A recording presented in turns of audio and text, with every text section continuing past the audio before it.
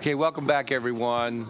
Because we had some scheduling issues where we were unable to finish the last hearing. We're going to do one quick bill, and then we'll get on to the procurement. Senator Corbin. Thank you, Mr. Chairman, members of the committee. For the record, Senator Paul Quarterman, District 2, representing Washington and Frederick counties.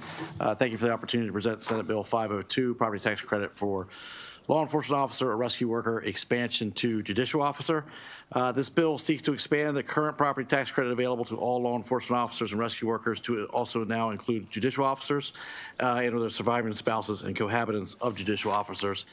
Authorizing this tax credit would recognize the importance of ensuring the well-being of surviving spouses and cohabitants. The bill acknowledges the financial challenges they face after the loss of a loved one who has served in such vital roles in our community. These proposed additions to the Fallen Heroes property tax credit will provide relief during what is undoubtedly an incredibly difficult time. While the bill takes effect June 1, 2025, it would apply retroactively to taxable years beginning after June 30th, 2022. Lastly, this is enabling legislation. As such, you'll find a letter of support from the Washington County Commissioners, as it is our hope to be able to implement this credit within Washington County. Last week, we heard another bill about fallen tax heroes, and so I think there's hopefully an opportunity within the committee between both these bills to have something worked out there. Again, thank you for your consideration, and respectfully ask for a favorable report on Senate Bill 502. Questions for Senator? Thank you very much. Thank you. Good start. Senator Benson will be in here in just a second to chair procurement. So just a minute.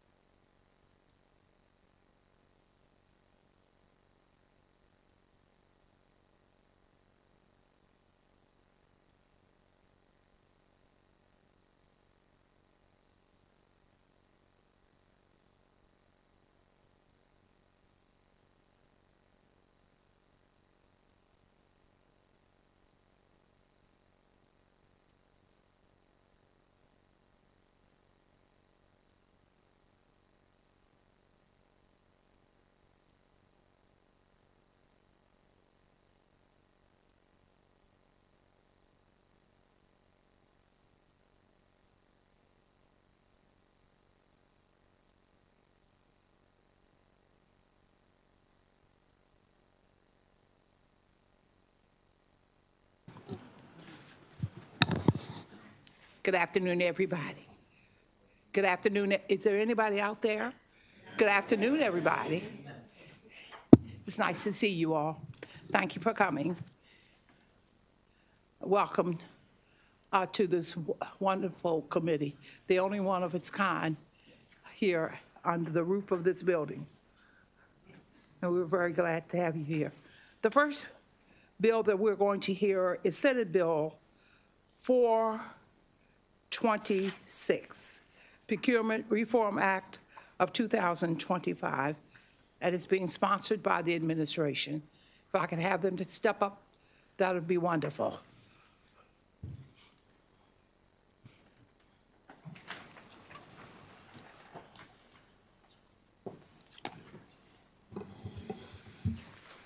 Welcome. Thank you. Thank you, Madam Chair.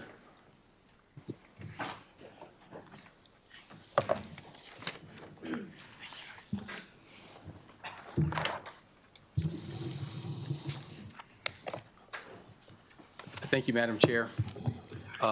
Members of the esteemed subcommittee, for the record, I am Atif Chaudhry, Secretary of the Maryland Department of General Services.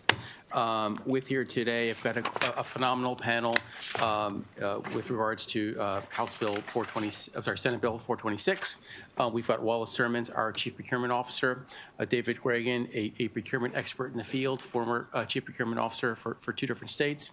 We have our esteemed Comptroller and our esteemed Treasurer as well. I am here today in support of the Governor Moore's legislative proposals, which is the procurement, and as well as my colleague, Secretary Wu, from the Maryland Department of Labor. Today, I'm here in support of the Governor Moore's legislative initiative, the Procurement Reform Act of 2025, also known as the PRA. The PRA is a comprehensive effort to make procurement more transparent, inclusive, and efficient.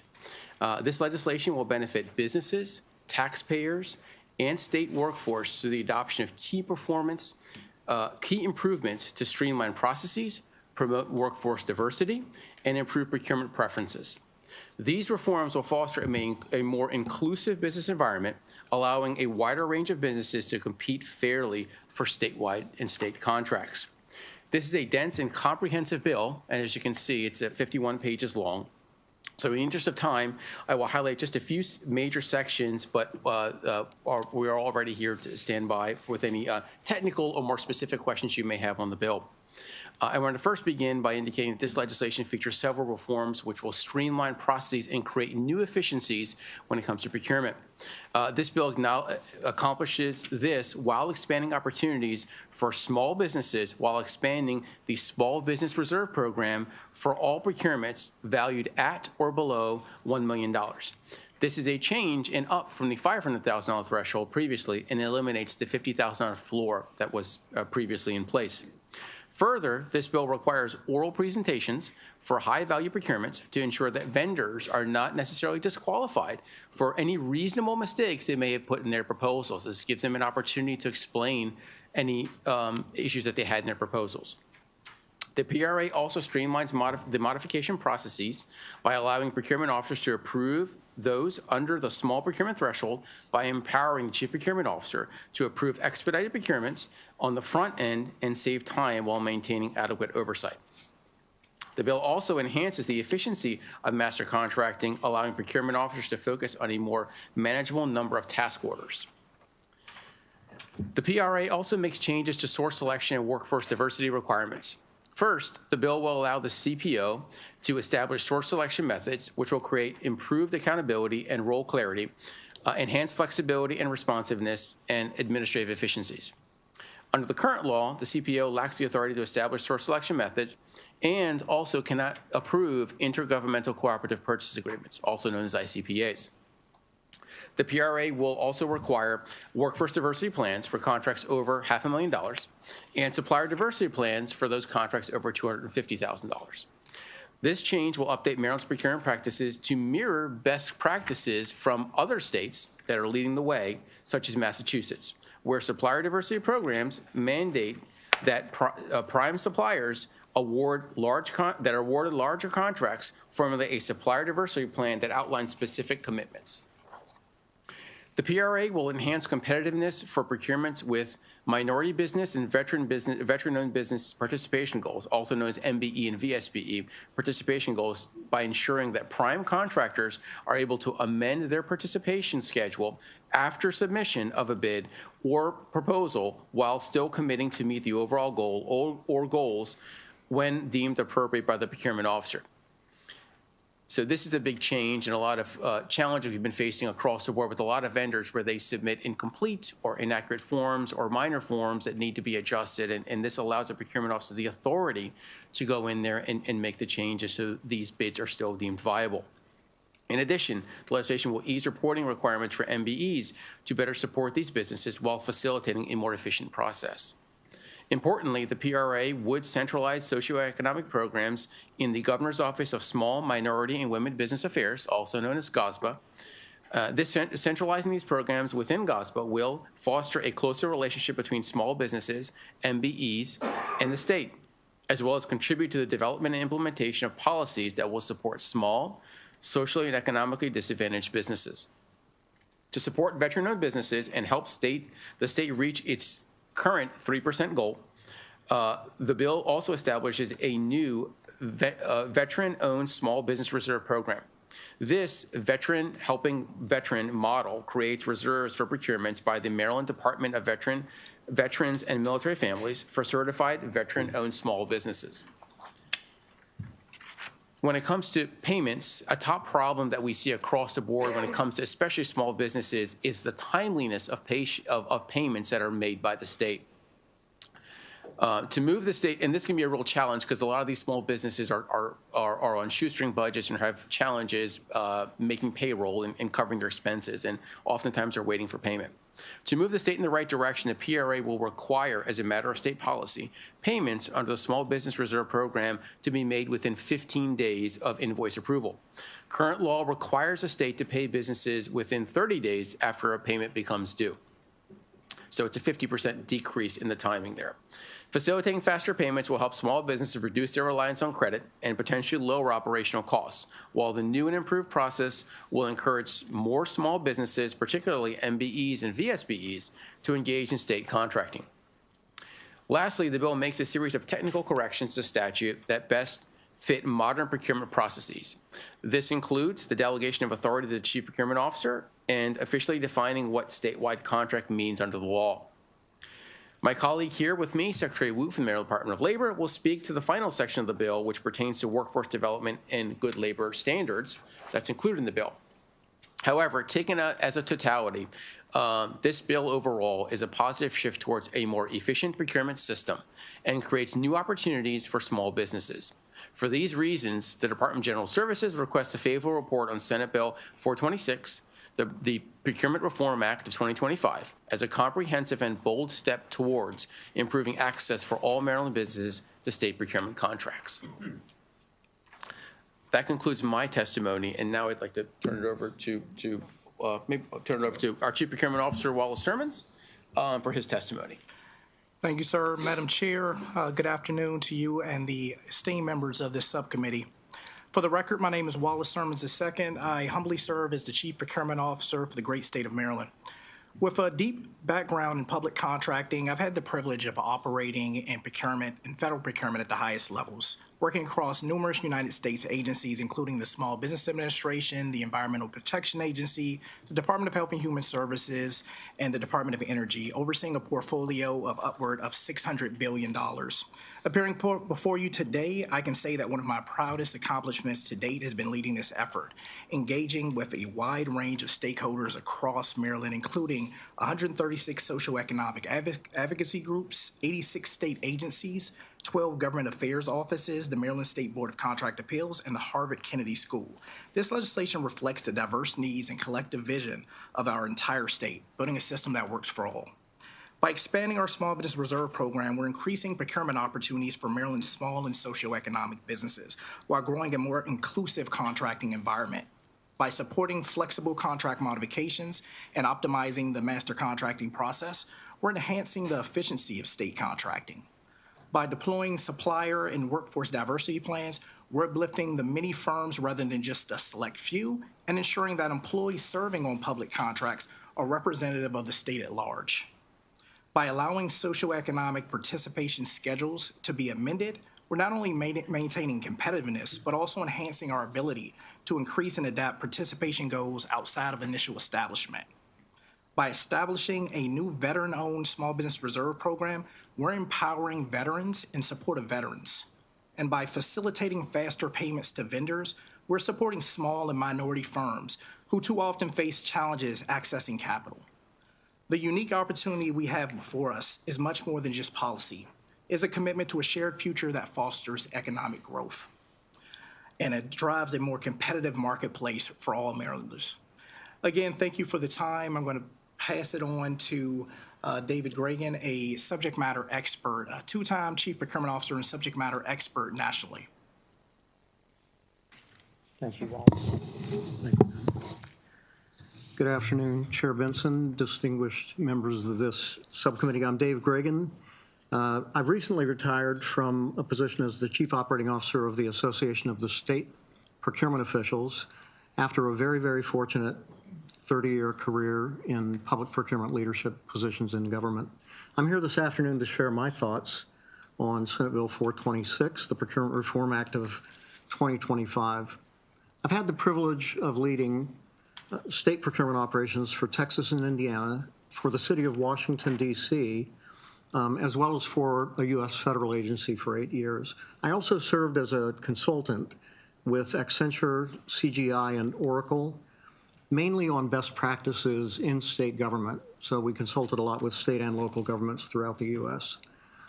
This bill proposes a number of positive changes to Maryland's current procurement regulatory environment. These changes will have a measurable effect, I think, in 4 distinctly different ways. First, for state government requisitioners, these are the clients of the procurement process. These are the people in state government that need good contracts to give them the tools they need to then turn around and do public-facing work. Procurement professionals, number 2, among the most underappreciated employees in state government, I think.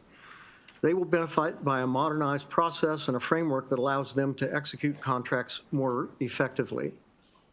Third, your suppliers, your trading partners, your teammates. These are the companies, small and large businesses, particularly favoring small businesses, that will benefit by prompt payments and a more effective and efficient process.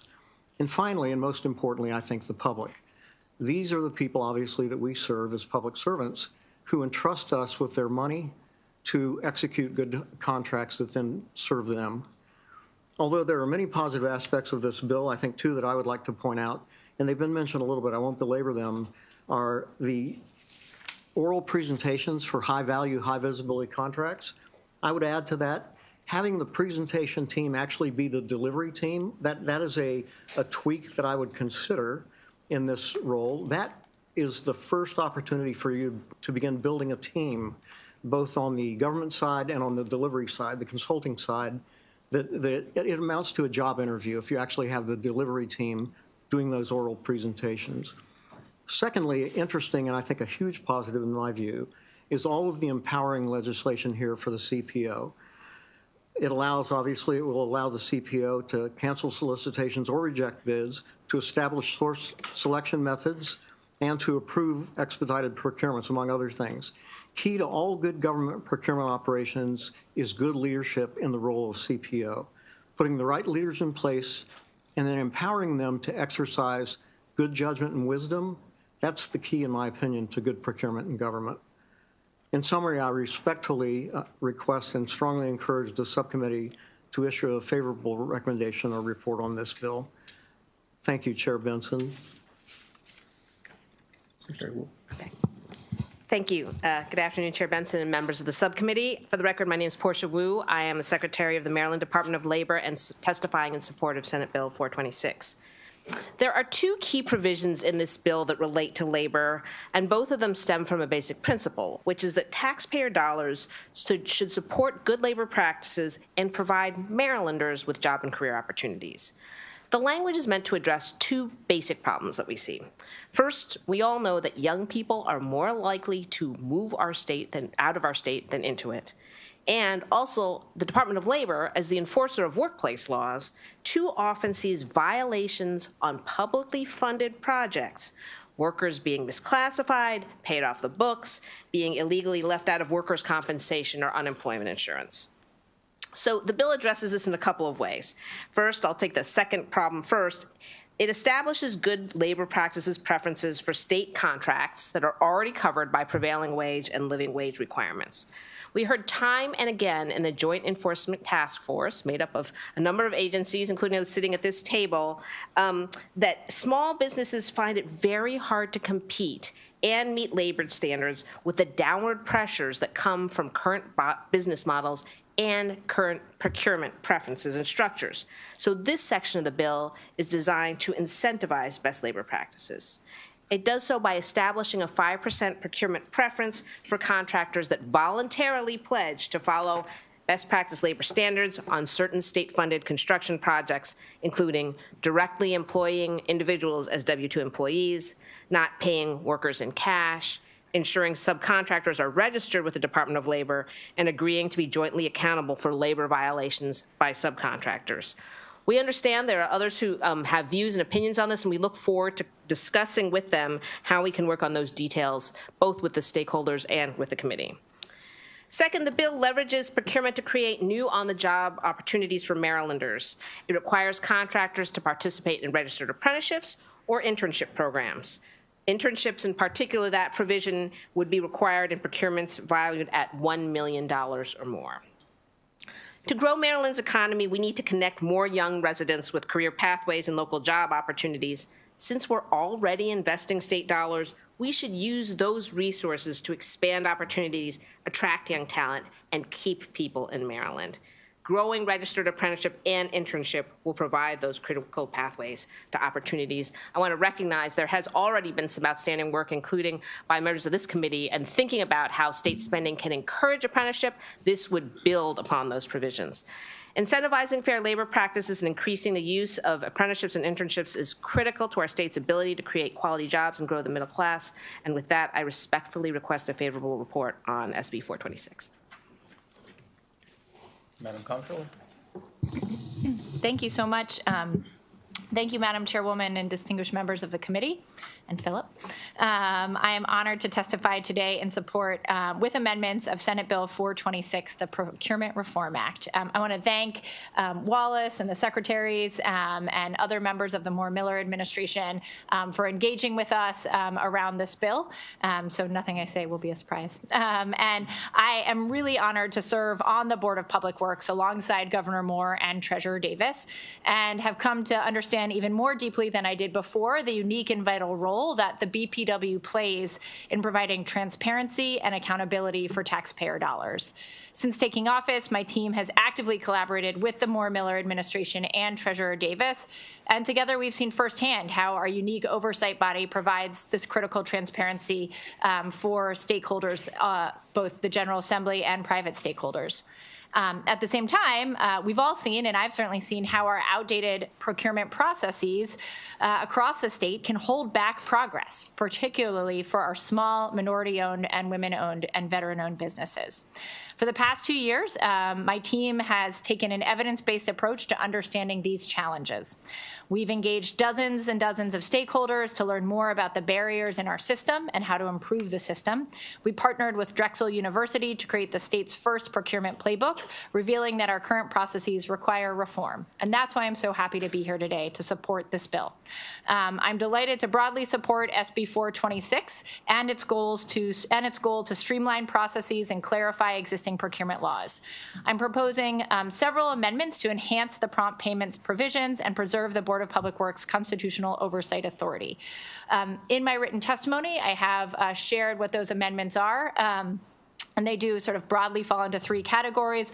One, around prompt payment work, just noting that given the payment feature assessment on prompt payment is already incorporated into our work group on updating and modernizing FEMIS, we don't actually need it in this bill. Preserving oversight authority of the Board of Public Works in several different sections. And one idea that's not so much as an amendment as it is an addition, often we are struggling to make sure that we are awarding contracts to in-state businesses, and yet often concerns exist about potential retaliation from other states. However, there's no evidence to tell us what that means.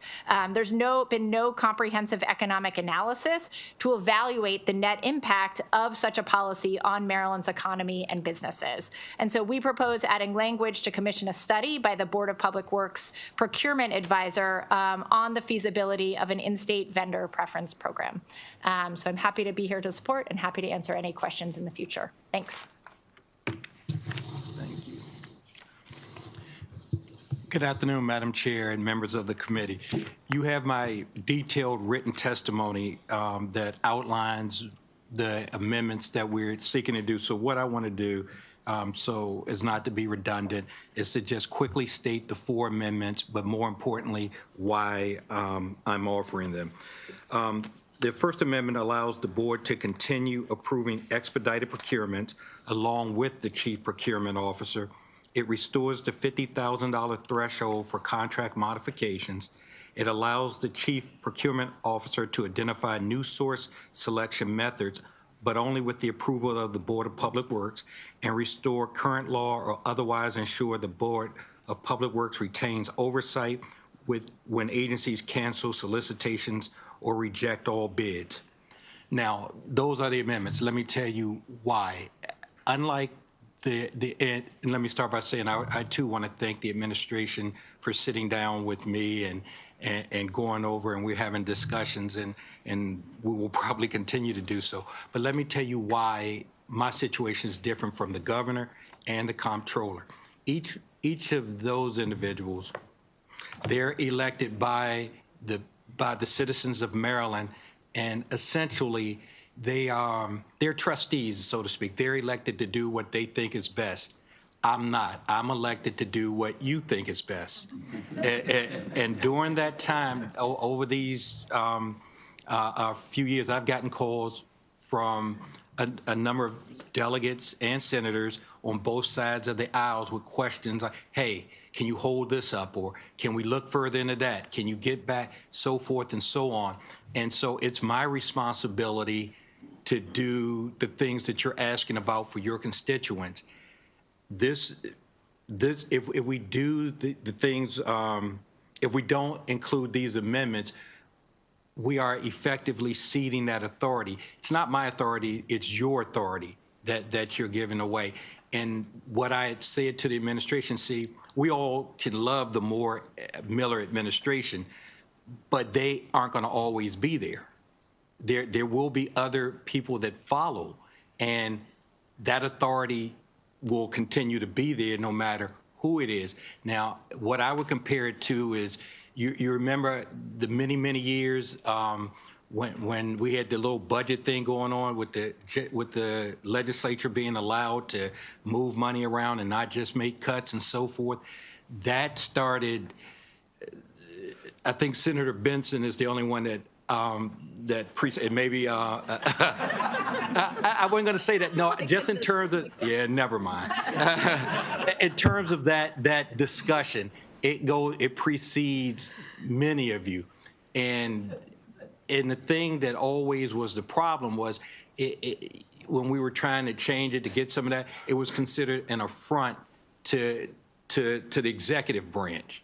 And I can assure you, once we see this, if you decide later you want to take it back, it's going to be an affront to the executive branch. And then, just like it took literally decades for you all to be in the position that you're in now to be able to affect the budget, you will be in the same situation if you decide you need more information or things are occurring that you're not in agreement with, but you won't have the authority to see that, to give those approvals, or to call whoever your treasurer is at that time and say, hey, hold this up, or what's going on. We literally won't know, at least not in real time, what has happened. So again, this is not an affront to the current administration, but it's the realization that no matter, once this authority is granted, whoever is sitting in that seat has it. And while you can agree maybe with this administration, you may not agree with the next administration, but then, here we are. So I didn't mean for it to take that long, but I wanted to clearly, outline where I was coming from in my duty and my service to you all.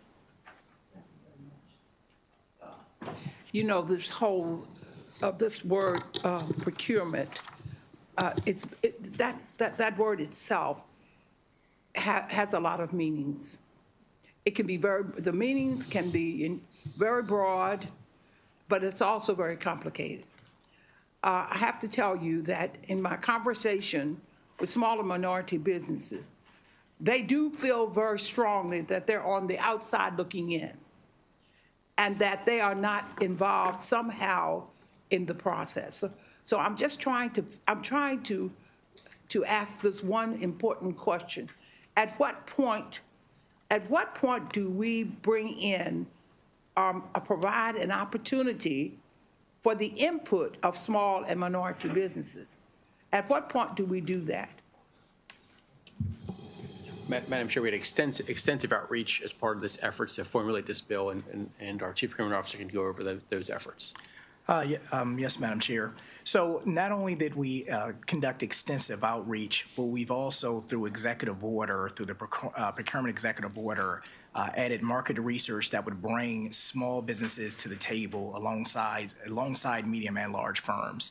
Additionally, we have, through this market research, expanded the scope of our Small Business Reserve Program to isolate requirements specifically for. We have reduced the floor from $50,000 down to effectively $0 or $1, and we've increased it to $500,000. So in our conversations with hundreds of advocacy groups, we pulled in not only small but socioeconomic firms to ensure that this bill would further our socioeconomic footprint in the state of Maryland. Thank you for that. The other question that I wanted to ask is the process that's used to qualify small and minority businesses. The process I had an opportunity to go to is it Hanover where the office is? Well, anyhow, someplace close to Baltimore. I had the opportunity to sit down to watch how that process works. And in many cases, it can be kind of confusing. Do you all look at that, or is that something very separate? The process for qualifying minority and small businesses in the state of Maryland. Now, I do know this, that what they go through, the certification and all of that, is probably one of the toughest in the nation. You can take that minority certification and use it anywhere in the country, and there's very little questions that are given when you present your certification that you are a minority business. Are you all following me? Yes, Madam Chair. Here in the state of Maryland, there's something wrong with the way that is done, and I just can't put my finger on it. Madam Chair, we've examined that also through the procurement executive order. So this legislation is in furtherance of, but the procurement executive order went into looking at not only reciprocity, but looking at streamlining. So businesses who went after one certification would not have to duplicate documents and efforts to receive other certifications. And Madam Chair, we'll be working very closely with the Maryland Department of Transportation, which oversees the Minority Business Certification Program, in those efforts going forward to make sure that we can streamline the certification process and work through that. And one of the major elements of the executive order is lengthening the time of certification from 1 year to 3 years. So while every firm was recertifying every year, which is very, very cumbersome for a small minority business, now it's every 3 years. They've got 3 years to do that. So that's a big, big win for the administration and for these small businesses and minority businesses. And Madam Chair, I also wanted to also indicate that we do a tremendous amount of outreach. We have many summits and conferences that we hold for small minority businesses for a lot of construction-related tasks. We actually have mixers where we connect prime contractors with minority businesses to try and get subcontractors engaged. And we also tour and do a lot of outreach in other entities such as universities and colleges and other locations where they are holding summits for minority business participation or chambers of commerce. So we do a lot of outreach to try and get engagement with the minority business community.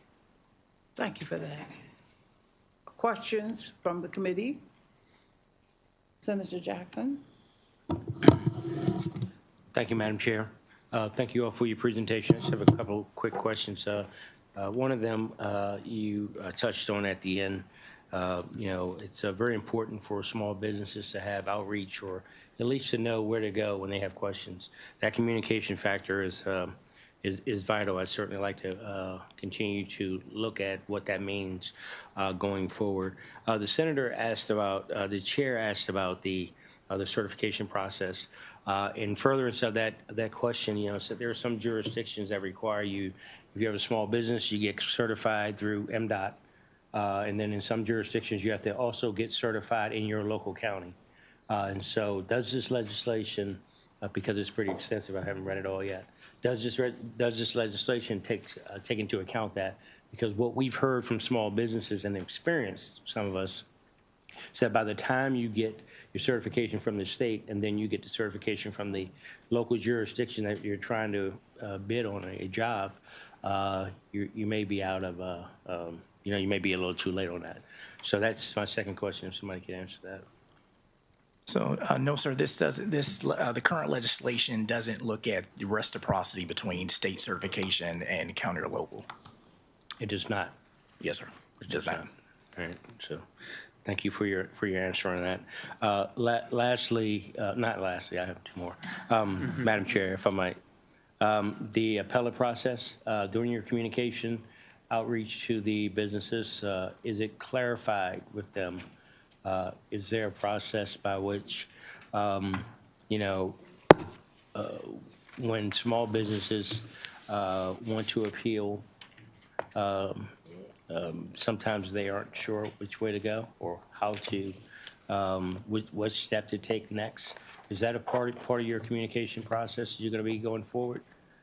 So, sir, not in the legislation, but through the procurement executive order. So the legislation was everything really that we couldn't do through executive order, but so in furtherance of, but through executive order, there are several sections that go into training and support of firms looking to do business with the state. Okay. Okay. I'd certainly like to talk further about that. Executive orders are executive orders, and we'd like to make sure that we are developing a sustainable process. So love to talk to you on that. And last one, I promise, Madam Chair, for now. So in-state preference, the comptroller mentioned in-state preference. I actually happen to have a business owner from the Eastern Shore in my office today.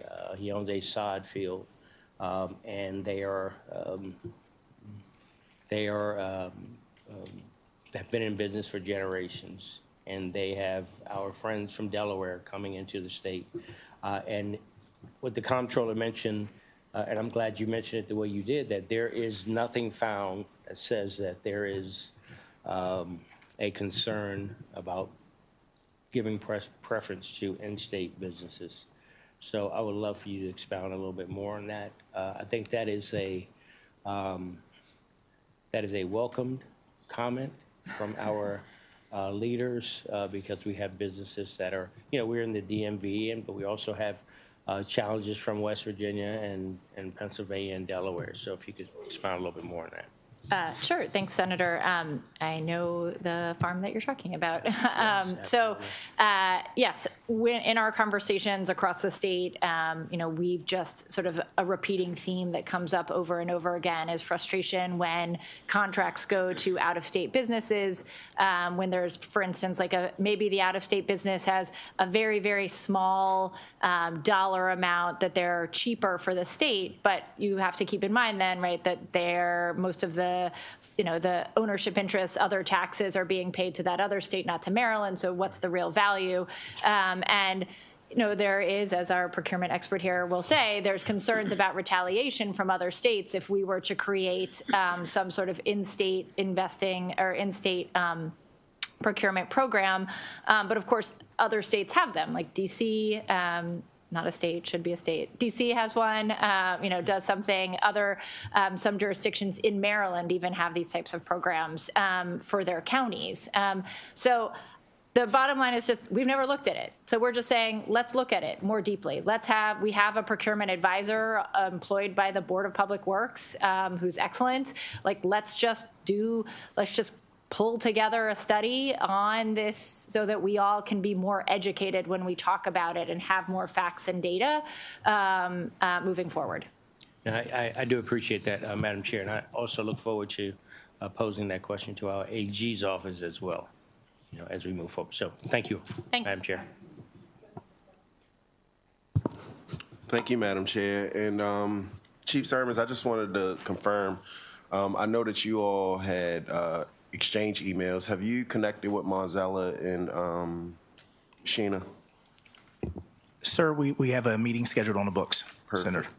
And I guess this is for my treasurer. Let me be clear. I love having representation, man. And one of the issues, first, I think this is a great bill. I want to start in that posture.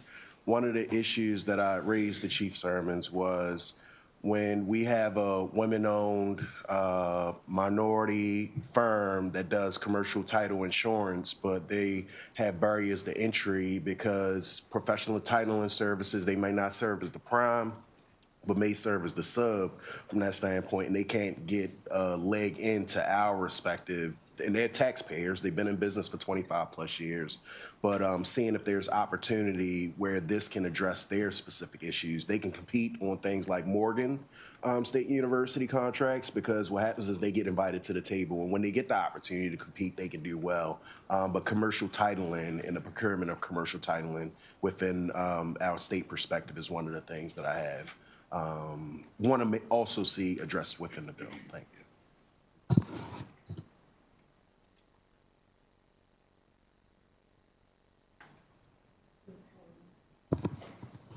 Thank you, Madam Chair, and thank you for the presentation. Question for Secretary Chaudhry, probably, because you alluded to it, and the Comptroller touched on it a little bit, what payment and shortening that payment window, because my limited experience here in procurement, that's what we hear about all the time, of having it paid and having it paid in a timely manner. So taking it from 30 days to 15 days sounds great. What are the percentage of payments that are already being made within the 30 days right now? We don't have that data at our fingertips, Senator. We're happy to look at that and get you some. My concern is of at least, and it may be incorrect, but what we only hear the bad, right? Sure. So what I hear may be a small number, and it may not be the reality of the situation, but we hear when the payments aren't made. And so if, just trying to see, is that realistic? Because if the payments aren't being made now within the 30, how are we going to get to 15? And additionally, what I did not see in the bill is, if the payment is not made within 15 days, what happens? What is there? Is there just, oops, sorry, we didn't make it, we'll try better? Or is there actual some sort of, I don't say penalty per se, but like what makes that happen? Senator, great question. The way the bill is written right now, it currently has no interest.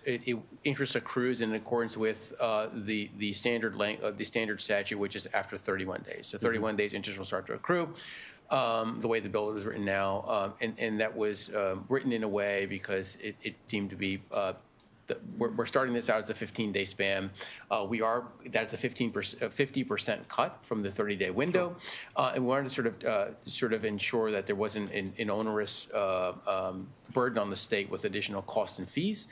With interest, as an example, we are taking a look at that. It is certainly something that top of mind for us. We hear from a lot of businesses, and Senator, you're 100% right. We always hear the bad news and bad stories. So there's lots of payments being promptly made on time, but we always hear the bad stories about these smaller minority businesses, women-owned, veteran-owned businesses that are struggling to make payroll, as an example, or just cover the rent on their, or just cover their supplies, and they're struggling, waiting for the state to make payment. And sometimes there's a payment may have gotten stuck somewhere in an invoice or someone's desk or something like that. So we hear the bad stories, but with these small businesses, trying to reduce with the SBR program, a Small Business Reserve Program, to 15 days. We're hoping that we can get more involvement from small minority businesses to engage.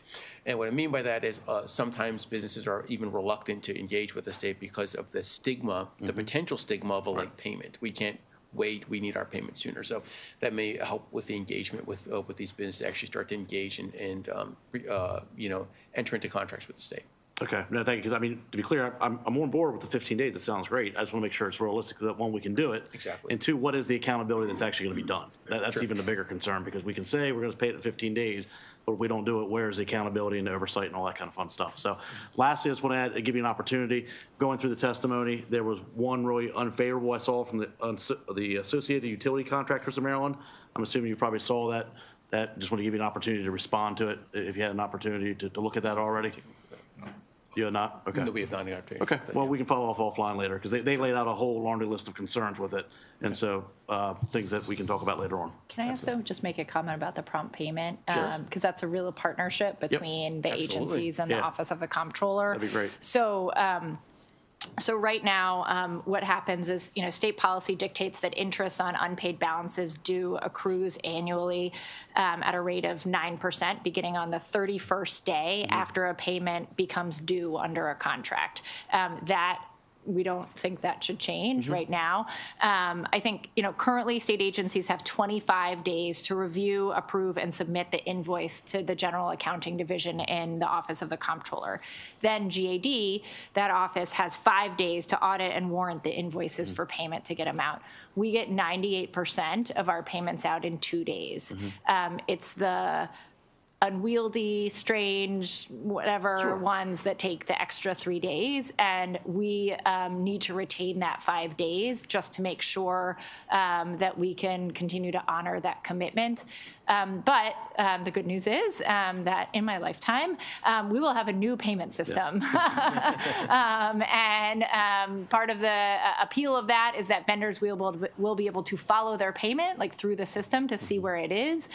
We'll be able to upload documents more quickly. There'll be more transparency. They'll see, oh, it's still in the agency. Oh, no, it's at GAD. Oh, look, it's been mailed. Oh, it should hit my bank account. There'll just be so much more transparency, because I think often what's frustrating for people is they don't know where to go because they don't know who the holdup is. And so we usually get calls and then we send them, to the agencies if we haven't gotten them. But it's a great partnership between us and the agencies, and we just want to make sure that we're being honest about what we can do so that we're not setting unrealistic expectations. We too support 15 days. We just want to make sure that we can retain those 5 days to keep doing what we need to do. With you. Thank you. Yep. Thank you, Secretary. Thank you, Madam Chair. Along those lines, what do we put in place to help those little businesses that are struggling along, that can't get their bill paid on? Do we have any suggestions in place that can help those people to try to get where they need to go? Is there anything built in?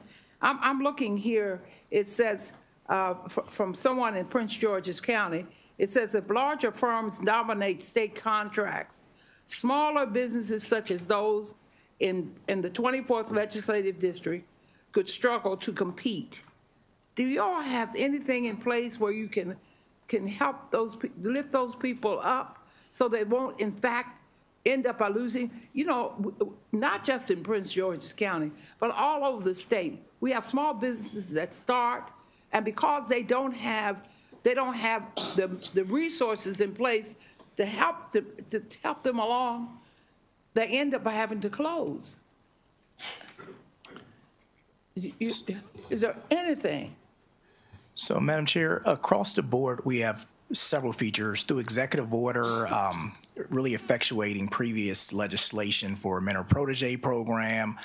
We offer training program through our disparate liaisons, our MBE, SBE, and VSBE liaisons. I believe for businesses that have challenges, especially small and minority firms who have challenges accessing capital, that's where the 15-day prompt payment really comes in to support. There obviously are going to be challenges in learning curves, just transition, getting to the point of being able to process in 15 days. But we are the state of Maryland. We're able to modernize systems and get to the point where we can do simultaneous payments. It just needs to be pointed out on the invoice what the prime contractor receives and what the subcontractor receives. So I do believe we're on our way, and I think that this legislation is a huge leap towards getting us to a place that we can better support, especially small businesses.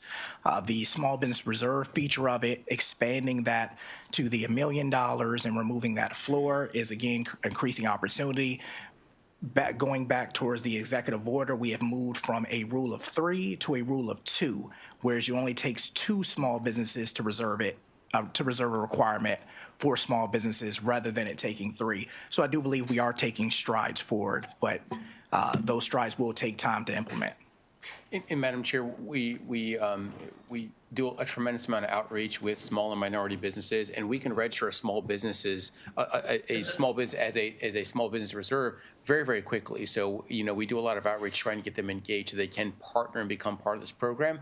We are working a lot with the primes and a lot of networking to connect primes to subcontractors to actually build up these subcontractors to become primes. And we have discussions with a lot of prime contractors where they've built up these subcontractors to the point where they're competitors. They're now primes.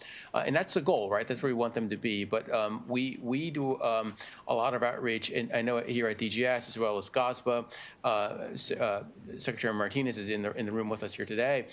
We both do a tremendous amount of outreach in the community, and we go to businesses, we go to job fairs, we go to a lot of different places, so we can engage with these small businesses and make sure they understand the programs that the state has and how they can engage and participate. A lot of times we'll go to places and they don't even know where to begin. Like, where do I even start? I'm a small business, and I've gone to chambers of commerce before, and I said, have you ever thought about engaging with the state? And the answer is like, no, never thought about it. Didn't even know where to begin. So we start that process to get them in on the ground floor, and we've got some liaisons both within GOSPA, within DGS, that will engage and hold their hand to walk them through the process of getting onto the e-procurement platform that we have and registering, becoming a small business reserve, and really engaging and going through the minority business certification program. So lots of engagement, lots of work still to do, but I think we are definitely engaging. And we've always made the commitment, we will come to you. If you need us to, you reach out to us, and we will come to you to help engage with you to make sure that we are meeting your needs of giving you the resources that you need to be successful in contract with the state. Thank you very much for that. Appreciate it. Are there any other questions? I thank you all very, very much. Thank you. Thank you again, Madam Chair. Thank you.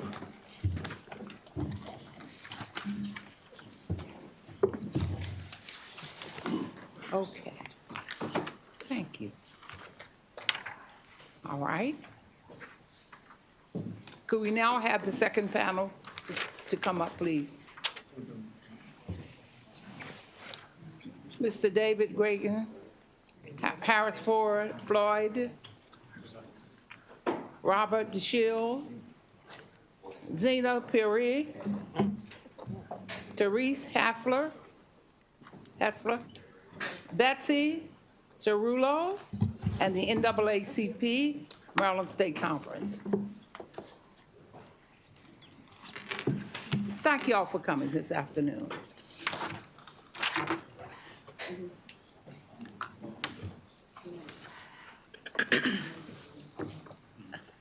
For each of you, we will give you 2 minutes.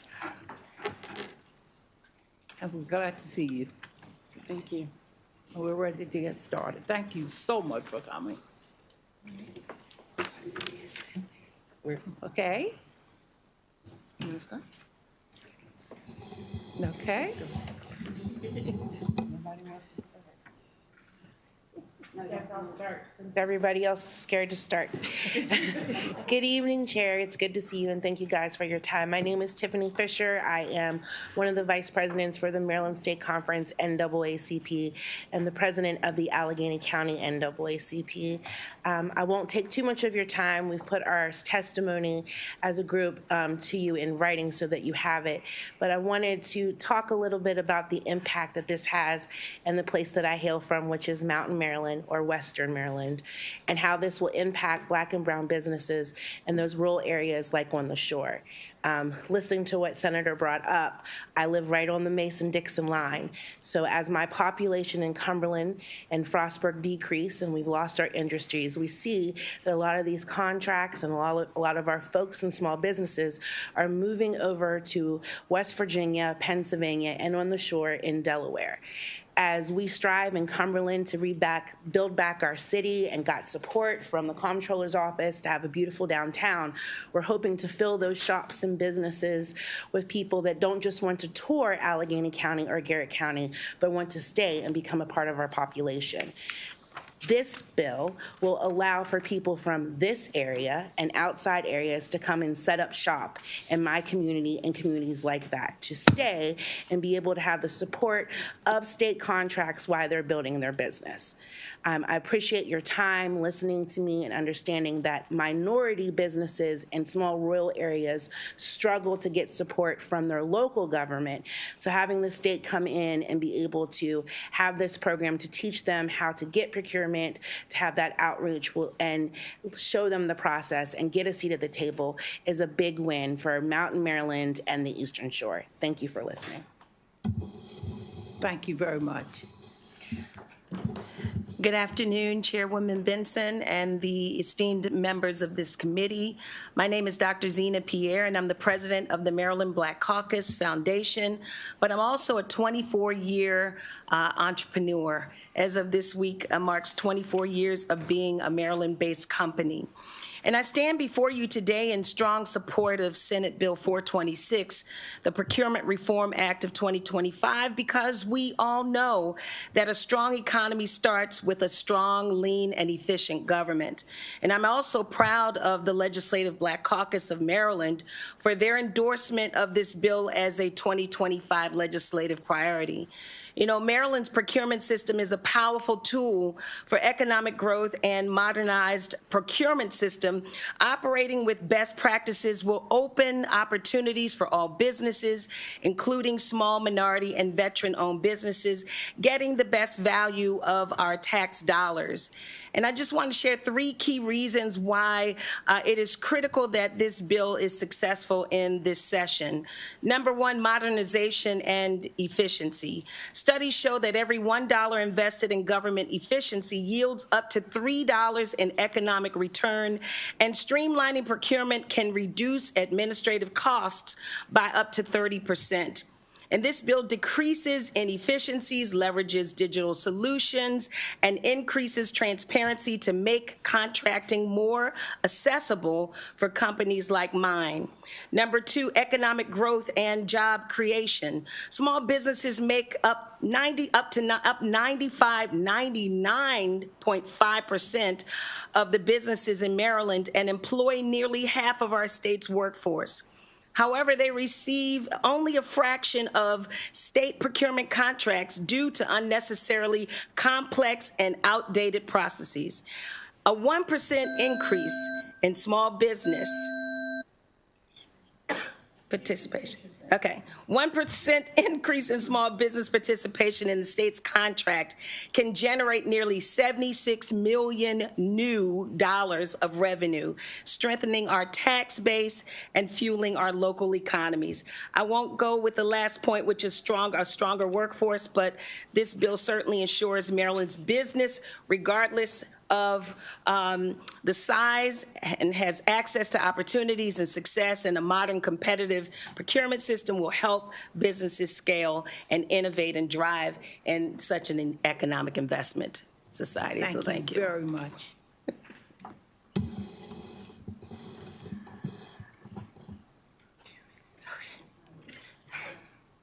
Good afternoon, Chair Benson, Vice Chair, and distinguished members of the Procurement Subcommittee. Thank you for the opportunity to testify in support of the Senate Bill 426. I'm Harris Floyd. I own the Homonside Group, a consulting and audiovisual business in the state of Maryland in the district of Senator Benson. I'm also the chair of the Legislative Committee for the MBEIC, consisting of approximately 600 businesses in the region. This bill will have far-reaching positive impacts for the state. However, there are provisions that will have significant impact on Maryland's economic resiliency. Expanding the SBR threshold and implementing 15-day payments for SBR contracts will result in stronger small business environment, which is the backbone of our economy. Faster payments for smaller businesses leverages the economic principle of the velocity of money. Keeping money circulating through the economy enables businesses to reinvest, hire, purchase supplies and equipment, and become more profitable. Economies are about transactions. Streamlining procurement practices significantly shortens the procurement cycle, reducing administrative burdens and accelerating the transactions that every economy thrives on. The state will realize efficiencies and cost savings. Bottlenecks, redundancies, and delays will be significantly reduced while still being compliant with procurement best practices. All businesses need a skilled and ready workforce to be successful and to grow. Integrating apprenticeship programs, internships, and workforce development with procurement modernization and faster payments creates a self-sustaining cycle. In conclusion, thank you for your time and attention to this important issue. The Procurement Reform Act of 2025 is more than just words on a page. It's more than just contracting and physical policies.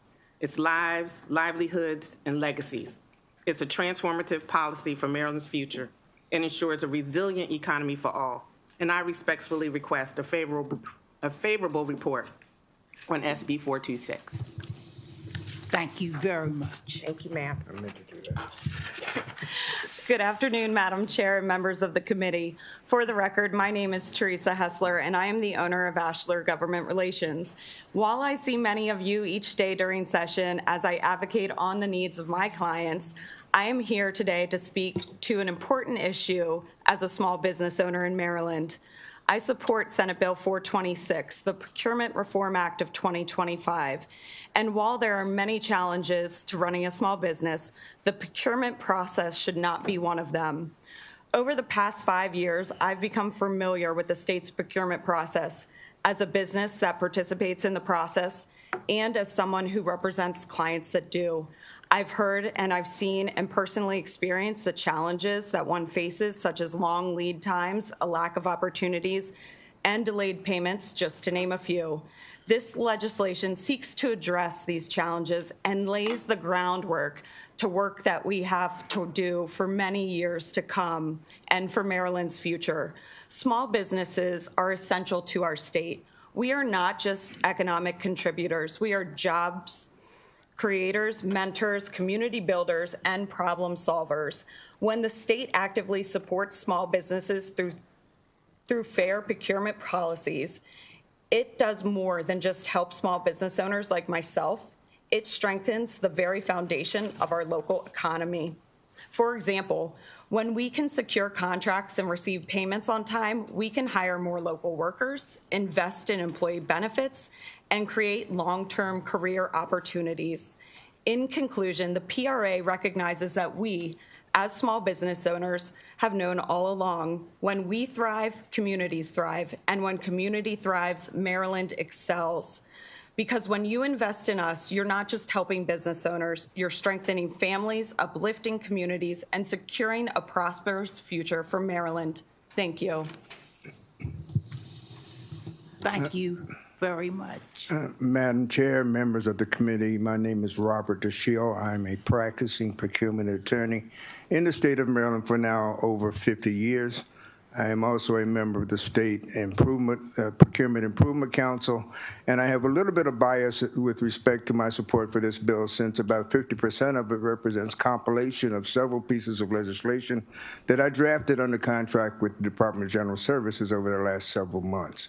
I do support this bill with some of the amendments that you've heard about and some that you will hear about subsequently. But there are two features that I want to spend about 30 seconds talking about. One is the authority of the procurement officer under this bill to do what's right, to exercise good judgment and common sense. That authority is circumscribed under current law and is broadened as needed under Senate Bill 426. The other provision that I particularly support is the increase in the amount of the small business reserve, because it is only through that small business reserve that small and minority businesses actually have the opportunity to contract directly with the state. The other programs are all subcontracting programs. The MBE program is a subcontracting program. I know it because they're using a form that I drafted in my office about 40 years ago. So still, it's been modified, but it's still the basic form. So the Small Business Reserve creates an opportunity for companies to do business directly with the state of Maryland and not indirectly through firms that actually they're in competition with.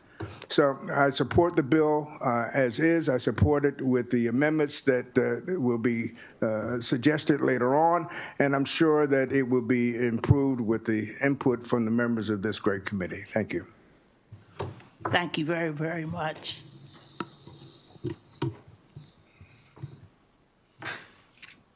Thank you, Chair Benson and members of the Procurement Subcommittee to provide testimony today in support of SB 426. My name is Betsy Cerullo. I am CEO of AdNet AccountNet, a professional staffing firm based in Baltimore City. We need access to capital, access to opportunities, and a seat at the table to grow.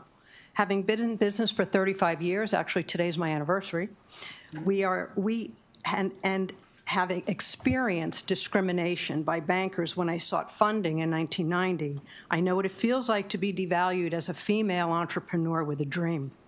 As an established business, I am here to ensure that my daughters' and granddaughters' generations have more opportunities available than I do. Equity makes us stronger. It makes the pie of opportunity bigger. It does not take away, but rather it creates more vendor choices for our customers. It is not a bad word. Equity originated in the 14th century to represent what is fair, equal, and even, and we all want that. Many state government solicitations use low price as a primary requirement. When I go into a debrief meeting and hear that the winner's price is considerably less than my company's already low price, as an expert in the staffing industry, I know the winner can't possibly supplying high-quality deliverables. Therefore, the state is receiving B and often C service, and our state deserves A service. If my small business solution is not the best for our customers, then we don't win the business. To continue to grow the community, which employs about 61.7 million people in the U.S., we must increase opportunities for socially and disadvantaged companies. We ask that Maryland continue to open the door for us. We stay inside the door when our services and products are high quality and nothing less. Your leadership on this legislation ensures effective, equitable, and transparent policies. And thank you all for your courage to serve during these difficult times. Thank you very much. Thank you. Are there any questions from the committee? Senator McCarthy. Yes, ma'am. Just point of privilege. Our chair gave me some orders. I just want to make sure that I lift up Dr. Pierre because she's serving dual roles. She also serves as the the president for our Legislative Black Caucus, and our Legislative Black Caucus just wanted to remind us that this is a caucus priority from that standpoint. So I just wanted to take the opportunity to lift that up, and thank you, Madam Chair. Thank you for that. Are there any other questions from the committee? I thank you all so much for coming this afternoon. Appreciate you. Thank you. Thank you, ma'am.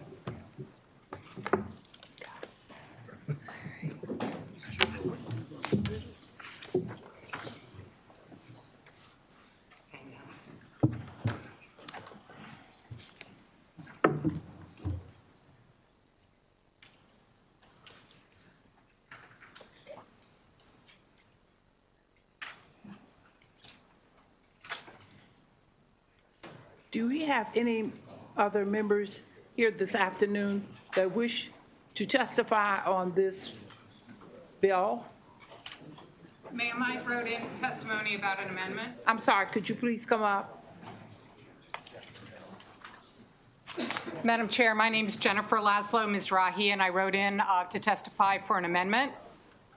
Do you have that testimony? Yes, could we have you to do that very quickly? Okay, yes, ma'am. Madam Chair and everyone here, distinguished members, my name is Jennifer Laszlo Mizrahi. I spent decades as the CEO of for-profit and nonprofit organizations. I have the privilege right now of being a Maryland Climate Commissioner, and as a commissioner, we get a report under law on how much money the government is spending on climate issues. However, procurement has no code for climate. The budget has no code for climate. And so I'm here to ask that as you are doing procurement reform and budget reform, that you adopt the climate budget tagging system that is being used around the world. We need standardized climate cost codes in procurement and budgeting. We need a marginal cost approach. We need tracking of climate damages and resilience costs. For example, right now, there are 3 bills before the legislature that would bring in billions of dollars potentially to make polluters pay. However, we need to have accurate accounting, and we need to do this through our procurement process in a very systematic way. So I've given you written testimony. I hope you all have it. I'd be very happy to answer any questions at any point. Thank you very much for your consideration.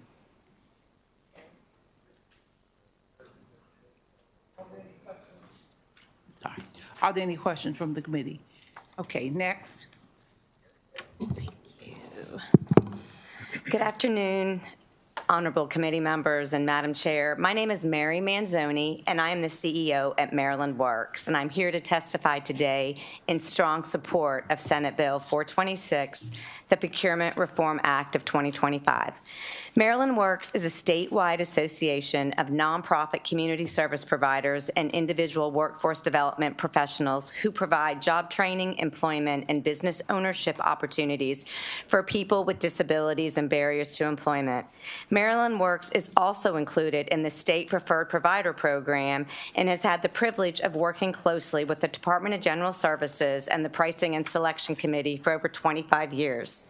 Maryland Works serves as a state-appointed coordinating entity for the Employment Works program, one of Maryland Works' socioeconomic preferences in the state procurement.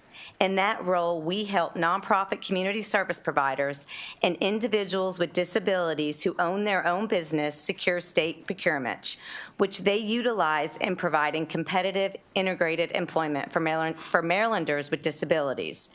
This bill will transfer the preferred provider program, including Maryland Works and the Employment Works program, from DGS to the Office of Small Minority and Women Business Affairs, and will continue to create many positive outcomes for the state, such as enhanced oversight and coordination, commitment to ethical contracting, equity and fairness and opportunities. The economic impact that the Employment Works program has had in 2023 is we contributed $143 million to Maryland's gross domestic product, $49 million in labor income, and $11 million in tax revenue, which is significant outcomes for individuals with disabilities who may not be working. Without further ado, I just want to say that we're in strong support of this. I think it's vital step forwards in creating a more efficient and effective government, and will advance Maryland's efforts to refine and strengthen its procurement system and develop best practices throughout the state. Thank you. Thank you, and I want to thank the former speaker. I want to thank you for coming. I appreciate you so much. Thank you. Next, could we please? Perfect. Good afternoon, Chair Benson and members of the subcommittee. I'm Cameron Sadiq. I'm one of the co-CEOs of Authorium. I also have a written statement there as well. We are a small business, also a public benefit corporation. We build technology specifically for public good, really helping government agency do their job more effectively to serve their constituents. I'm testifying here in support of SB 426 today, and Governor Moore and the General Assembly's efforts to bring procurement reform to Maryland to look at the operations of government that make everything possible could not come at a more critical moment. Authorium itself, we work with states and government agencies all across the country. I will give a specific example on California in a second. We have been helping them over the last 10 years on reform. We also serve as part of a small business task force to ensure that we also, like other folks, get our voice heard. But the example I'll give is last night I spent about 2-3 hours with the Director of General Services over in California. I think a lot of you have heard about the fires in California.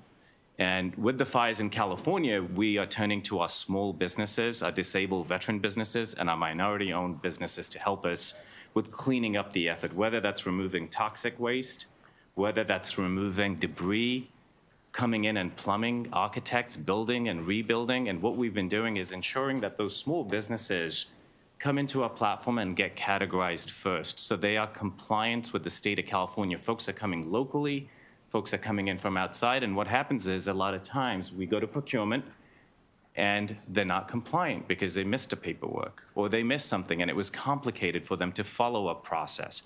So we ensure we do that so when something does come out, they also get effectively tagged, that they can actually have a chance to respond to those bids that are coming out. And those are big goals of SB 426. One other big thing that we are doing with the state of California is ensuring we track all the deliverables and milestones so the state of California gets paid back by FEMA. With COVID, we're still, after 4 years, still getting our money back from FEMA. So thank you for having me here today, and yes, definitely in favor of SB 426. Thank you so much for coming. Thank you. Thank you. Thank you for your testimony. Madam Chair, on behalf of the Associated Builders and Contractors and the Maryland Minority Contract Association, my name is Sean Malone. I wish I could use Mr. Sadiq's voice. I'd sound a lot smarter. We are in support of this bill.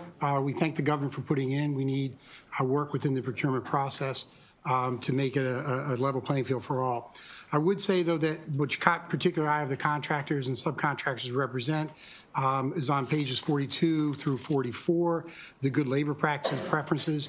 As a general rule, I'm here to save you some money here. You don't need to pay 5% for most of this to be accomplished on your bids.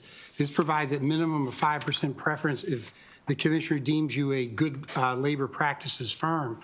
But the majority of these things are already required as a responsible bidder. The others can be put into a procurement contract to ask us to meet. So you don't need that 5% preference.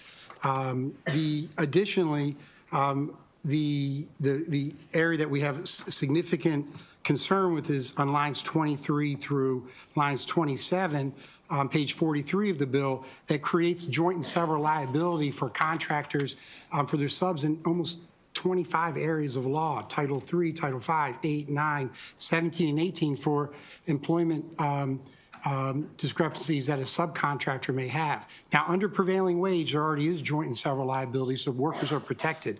But to ask a general contractor to get into a subcontractor's books to ensure things like bereavement leave, parental leave, or healthy working families is asking too much of a general contractor that's looking to build and maintain. So we think that the preference one isn't needed to accomplish about 90% of what the good labor's practice requires. But we also strongly oppose the idea of giving a 5% preference for doing, frankly, what contractors should do, and that's complying with the law. With that, we'd submit and support this bill. Thank you very much for that. Thank you. Thank you all. Are there any questions from the committee? Yes, Senator Jackson. Thank you, Madam Chair. Mr. Malone, I see on the committee testimony list you have an oral presentation, but do you have a written presentation for us? I submitted the amendments. We do have that as well? Okay. Yes, Right, yes, thank and you. I can get them to you as well. Thank you. I'm not the most artful bill drafter, but I'll. I'm good. Thank you. Thank you. Any other questions? Thank you all so much for coming this afternoon. We appreciate you. Thank you.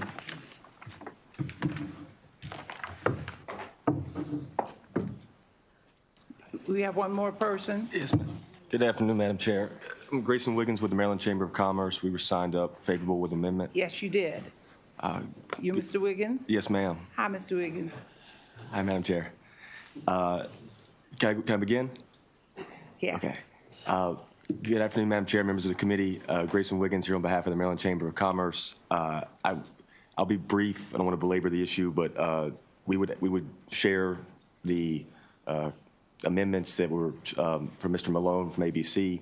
And in addition to those concerns about things like joint liability, I did just want to quickly point out On page 42, line 25, the good labor practices certified business is required to directly employ as W-2 employees all persons performing work under the contract.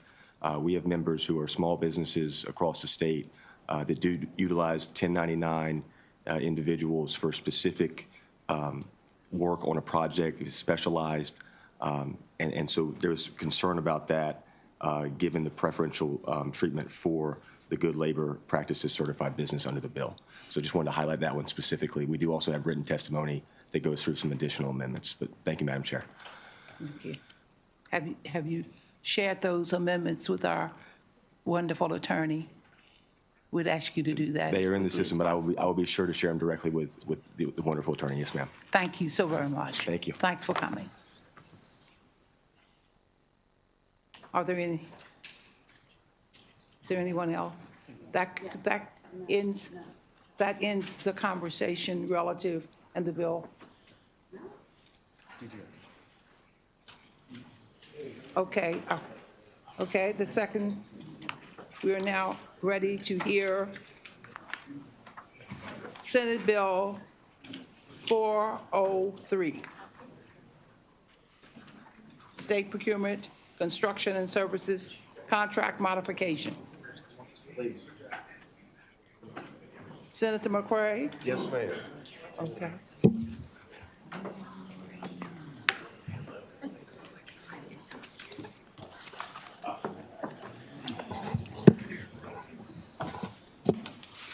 And Madam Chair, I know we've been here an extensive amount of time, so I won't be very long. But colleagues, for the record, Corey McCray, representing the 45th District, here before you in reference to Senate Bill 403.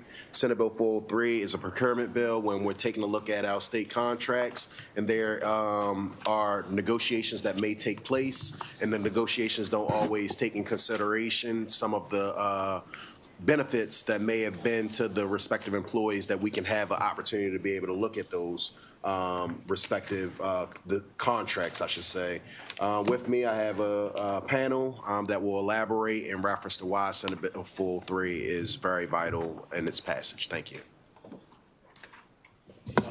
Madam Chair and members of the subcommittee, thank you. My name is John Pica. I'm here on behalf of the National Association of Security Companies and Allied Universal. We already have provisions in the procurement law for contract modifications. This legislation adds two instances. One is when legislation such as the Family Medical Leave Act requires employers to pay increased compensation and benefits. Sometimes the contractor may have negotiated the bid and been awarded the bid several years ago. This would allow that contractor to apply for a contract modification. And the other instance is when there's collective bargaining. So both instances are grounded in statute, the statutory section for collective bargaining, as well as different legislation that the legislature enacts. Let me tell you why I think it's good for both the employers in Maryland and the state of Maryland. This only applies, first of all, to individuals who have procurement contracts with the state. So it's not all-encompassing. It only applies to those who have procurement contracts. It's important for business in Maryland because the legislature could pass legislation in the third or fourth year of a contract that requires them to pay additional benefits and compensation to their employees. Those benefits and increased compensation may not have been, well, they were not included in the original procurement. The other is through collective bargaining. The reason it's good for the state, if a contractor cannot meet the obligations as a result of increased compensation, as a result of legislation in the middle of their contract, they're going to walk away from the contract, and the state's going to have to rebid and go through that entire process again. I'm joined by two other individuals. Mr. Nick Paros will give you specific examples of that. Hi, my name is Wayne King. I'm the Division Vice President with Admiral Security. Good afternoon. I'm here in support of Senate Bill 403. During my time with Admiral, I managed the Department of Social Service contract, which was one of the largest state contracts for security. During this time period, as John mentioned, we went through the process of the Healthy Family Act. At that point in time, we had a 5-year contract that had been priced out already. Along with that, during this time period, we had, the effects of COVID came in. So in other words, it almost requires security companies to have, to foresee events that we can not predict and doesn't allow us to come back. In addition to that, as a larger organization, my subcontractors literally walked away because they could not afford to stay on that contract, which required us to tax our staff to work more and then go out and find another subcontractor who at that point in time, of course, no one wanted to come on because we were already in the midst of a contract and they could not afford to lay out that. So it took a lot of time bringing it in. So I think this is imperative for, business owners, the subcontractors, and the state of Maryland to approve this bill. Thank you.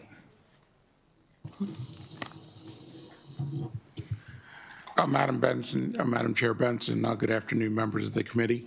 My name is Nick Paris, and I'm the Regional Vice President for Allied Universal Security Company, and I service the Mid-Atlantic region in that capacity.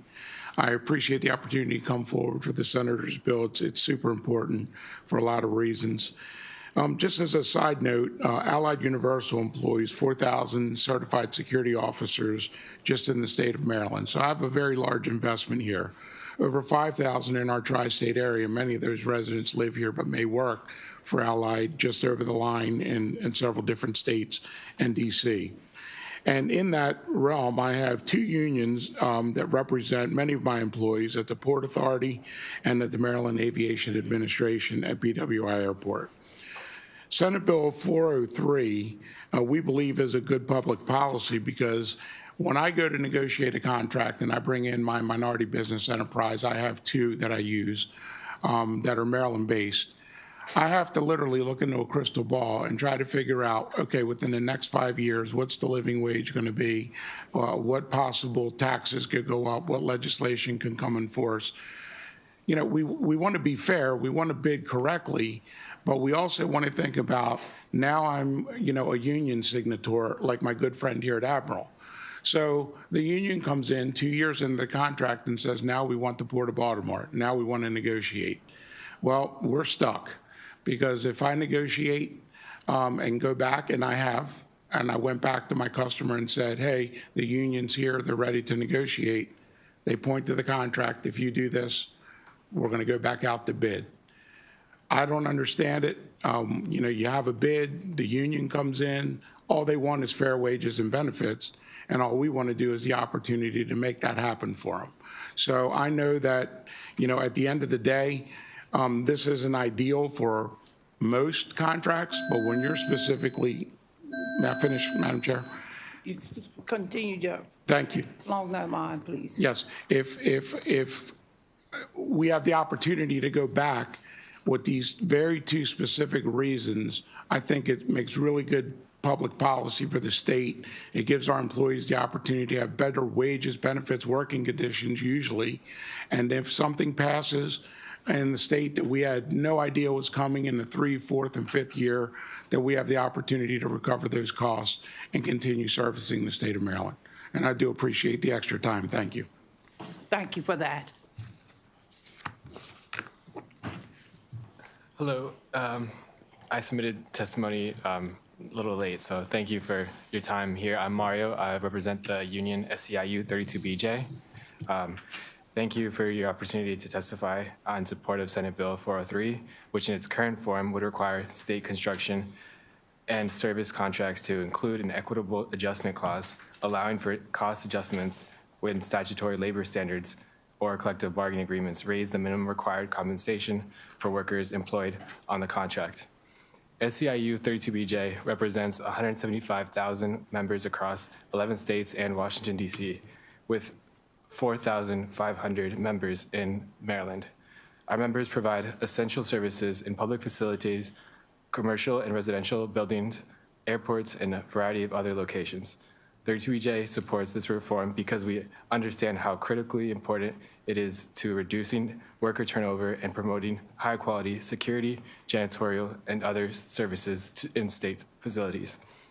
Service sectors are vulnerable to high turnover rates driven by low wages. High turnover can have profoundly negative impacts on facility safety.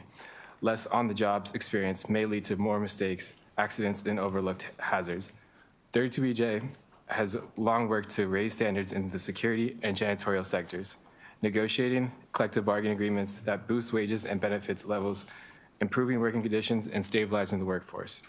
By reducing turnover, higher compensation standards result in a more experienced workforce that is better able to maintain high security standards at public facilities.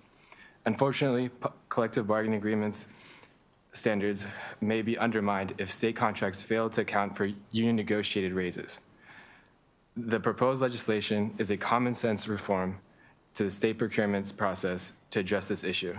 Safeguarding union standards is not only good for facility safety, it also has the potential to save taxpayer money in the form of decreased reliance on Medicaid or other social services. Responsible employers that provide higher quality jobs also benefit from knowing that they can raise standards without jeopardizing state contracts. And hardworking janitors and security guards also win out when they know that they exercise the right to collective bargaining without risking their jobs. 32BJ supports the current version of Senate Bill 403. This modest reform to the state's procurement law has the potential to drive real benefit for workers, the public, and the state economy. Thank you for your time. Thank you for that. Are there any questions from the committee? Have any questions? Thank you all for coming this afternoon. Appreciate you. Thank you very much. The next bill that we will hear is Senate Bill 453. Sean wanted to go up. I'm sorry. I'm sorry. Oh, do we have? I'll be quick. Okay, yes. I'm sorry. It's okay. Thank you. Okay, all right. I'm pretty good at quick. I apologize. Go, Madam Chair, it's okay. On behalf of Associated Builders and Contractors, Maryland Minority Contractors Association, we testify in support of this bill and thank the sponsor for a common sense solution to a true problem. We would only ask that we add language to when an administrative action increases retired compensation, as happens each year with prevailing wage schedules. The same type of thing happens. You bid on a 3-year construction job. In year 1, you use prevailing wage, but in year 2 and year 3, as prevailing wage goes up, the contractor's in a difficult position. We would ask that the same equitable adjustment be made. It may have been covered actually with the way the Senator drafted it by a statutory change, but this would actually be an administrative or regulatory action. That's the only adjustment we would make to the bill. With that, we submit. Okay. Any questions? Okay. Thank you very much. Yes, ma'am.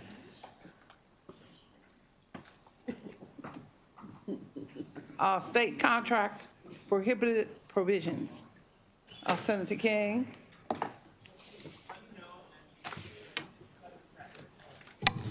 Thank you, Madam Chair, members of the subcommittee. Last year, we passed Senate Bill 375 to streamline the contracting process for all Maryland agencies, significantly reduce personnel time and frustration for state personnel and vendors, and protect the state by reducing the risk of liability and litigation. After passage of that legislation, we were made aware of the need for some clarifying language as it relates to limitation of liability. The bill before you today will add that technical clarifying language and allow our state agencies to move forward with a streamlined contracting process, and I respectfully ask for a favorable report on Senate Bill 453. With me today is Bernie Marzik, and he can hopefully answer any questions you have. Madam Chair, members of the committee, Bernie Marzik from Cornerstone Government Affairs, here today on behalf of numerous technology clients who are partners with the state. Senator King outlined this bill. There were a couple of clarifications that were needed that we worked with the university system on in the interim, and they have a letter of support in the file as well.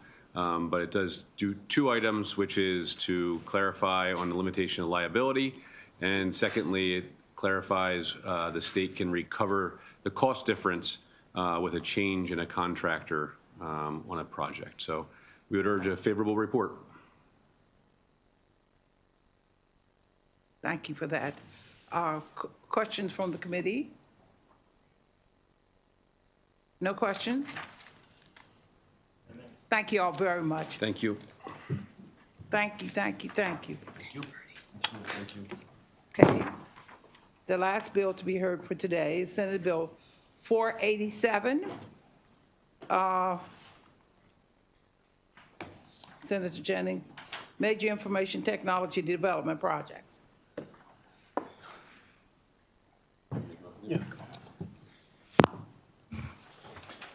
Thank you, Madam Chair. For the record, Senator Jennings, Senate Bill 487. This bill deals with major IT projects around the state.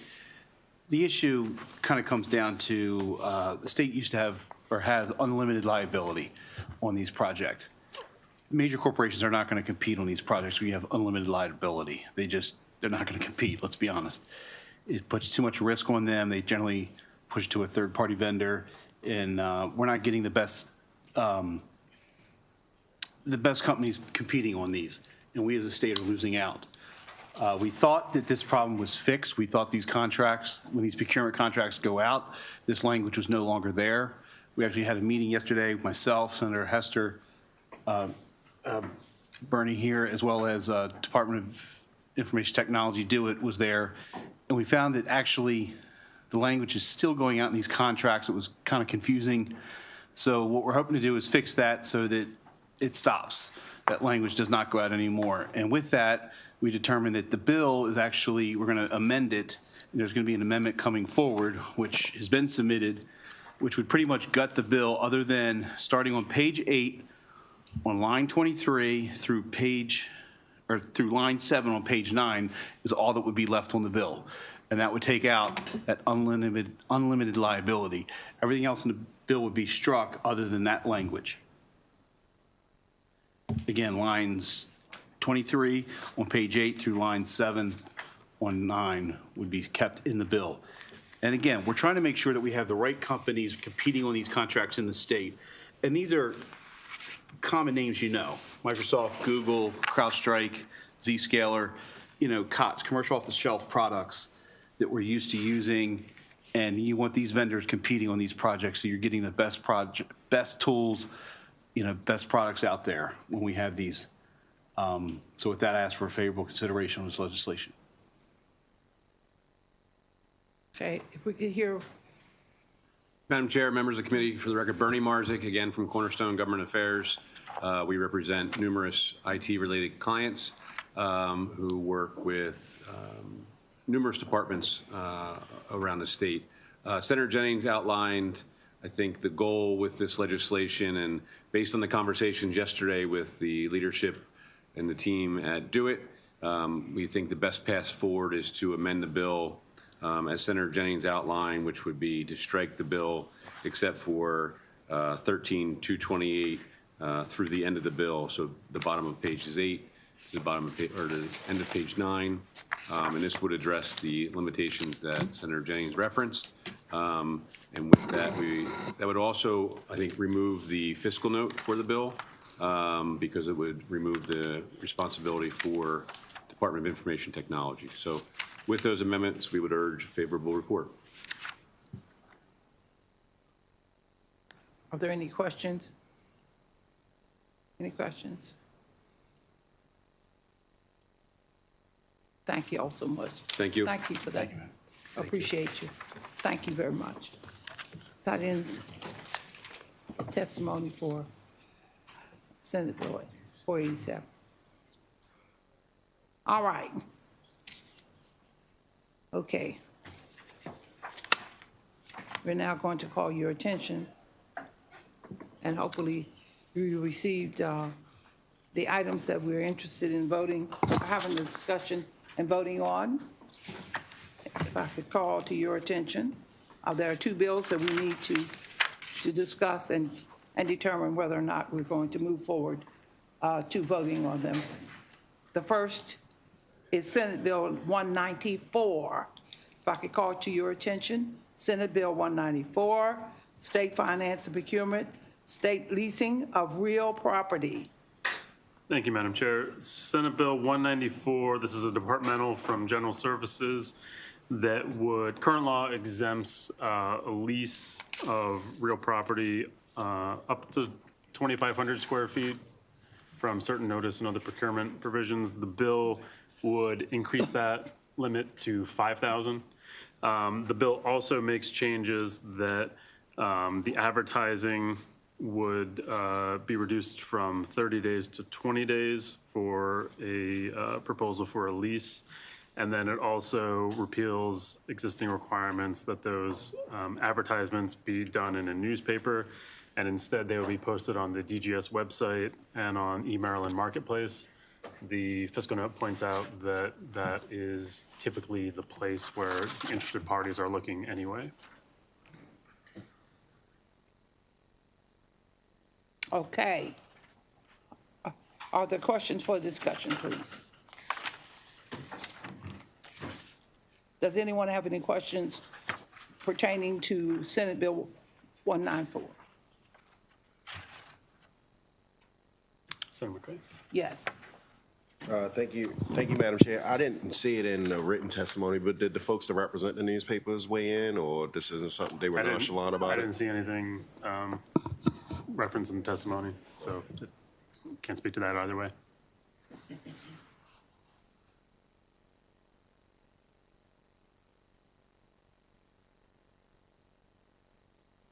Move favorable.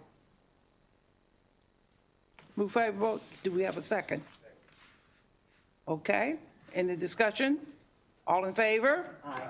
Any opposition? The bill passes. Second bill, and the final one for the evening. Senate Bill 196, Procurement, Electronic Transaction, Clarification of Fees Due from the Department of Transportation. Senate Bill 196, this is a departmental from MDOT. The bill is clarifying a provision of law. So currently MDOT uses a separate procurement system. Law specifies that any fees associated with those systems be remitted to the state. However, the use of that system involves some subscription fees that are going to the vendor of that service. So the law is just clarifying that the fees to be remitted to the state are only the fees that are owed to the state. So this will allow them to continue using the process. The system they use has functionality that is not available in the eMaryland Marketplace system. Second. Okay. Any discussion? Ready for the question? All those in favor? Aye. Any opposition? Bill passes, and that ends it for tonight. Thank you all for being so wonderful, and look forward to seeing you